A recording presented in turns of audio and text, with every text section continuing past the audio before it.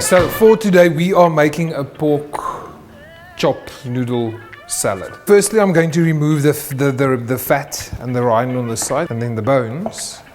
Okay, so these cook very quickly. Just leave it like this and it will cook on its own. Okay, got some soya sauce, oyster sauce, sriracha, sesame oil, and then we've got some tomato jam. And to complement it, we do a little bit of toasted sesame seed, spring onions, and then the pak choi. I'm not heating up the pork because it's a salad. I want it to be nice and cold. Over here, spring onions. Okay.